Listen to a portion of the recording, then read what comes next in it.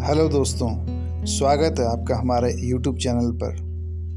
आज फिर एक बेहद ही संवेदनशील कहानी के साथ हाजिर हूँ। तो बिना देरी शुरू करते हैं। मोहन काका डाक विभाग के कर्मचारी थे। बरसों से वे माधवपुर और आसपास के गांव में चिट्ठियां बांटने का काम करते थे। एक दिन उन्हें एक चिट्ठी मिली।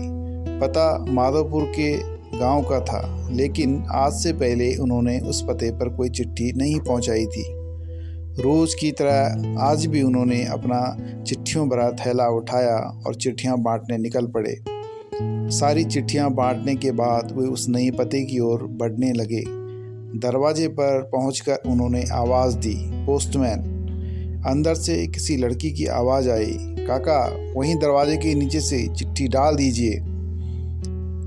काका ने मन ही मन सोचा, अजीब लड़की है, मैं इतनी दूर से चिट्ठी लेकर आ सकता हूँ और ये महारानी दरवाजे तक भी नहीं आ सकती है।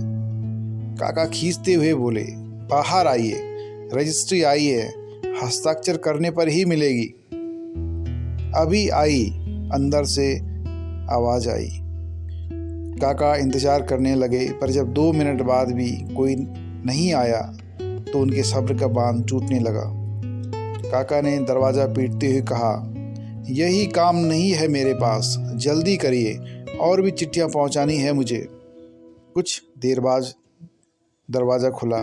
सामने का दृश्य देखकर काका चौंक गए। एक 12-13 साल की लड़की थी जिसके दोनों पैर कटे हुए थे। उन्हें अपनी अधीरता पर अब शर्मिंदगी महसूस हो रही थी। लड़की बोली, क्षमा कीजिए काका, मैंने आने में देर लगा दी, बताइए हस्ताक्षर कहाँ करने हैं। काका ने हस्ताक्षर कराए और वहाँ से चले गए। इस घटना के 8-10 दिन बाद काका को फिर उसी पते की चिट्ठी मिली। इस बार भी सब जगह चिट्ठियाँ पहुँचाने के बाद वो इस घर के सामने पहुँचे। काका ने बोला, चिट्ठी आई है, हस्ताक्षर की भी ज़रूरत नहीं है, नीचे से डाल दूँ क्या? तभी भीतर से लड़की चिल्लाई, नहीं नहीं रुकिए, मैं अभी आई। कुछ देर बाद दरवाज़ा खुला। लड़की के हाथ में गिफ्ट पैकिंग किया हुआ एक डिब्बा था। काका लाइए मेरी चिट्ठी और लीजिए अपना तोहफा। लड़की मुस्कुराते हुए बोली, इसकी क्या ज़रूरत है बेटा? काका संकोच बस उपहार लेते हुए बोले।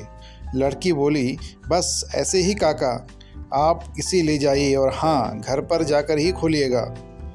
घर पहुंचते ही उन्होंने डिब्बा खोला और तोहफा देखते ही उनकी आंखों से आंसू टपकने लगे। डिब्बे में एक जोड़ी चप्पलें थी। काका बरसों से नंगे पांव ही चिट्ठियां बांटा करते थे, लेकिन आज तक किसी ने इस ओर ध्यान नहीं दिया। ये उनके जीवन का सबसे कीमती तोहफा था। काका चप्पलें कलेजे से लगाकर रोने लगे। उनके मन में बार बार एक ही विचार आ रहा था, बच्ची ने उन्हें चप्पलें तो दे दी, पर वे उसे पैर कहाँ से ला कर देंगे। दोस्तों, संवेदनशीलता एक बहुत बड़ा मानवीय गुण है। दूसरों के दुखों को महसूस करना, उसे कम करने का प्रयास करना एक महान काम है। जिस बच्ची के खुद के पैर न हो, उसके दूसरों के पैरों के प्रति संवेदनशीलता हमें एक बहुत बड़ा संदेश देती है। हमें भी अपने समाज, अपने आसपास, अपने यार दोस्त, अजनबियों के साथ भी संवेदनशील बने रहना चाहिए। धन्यवाद।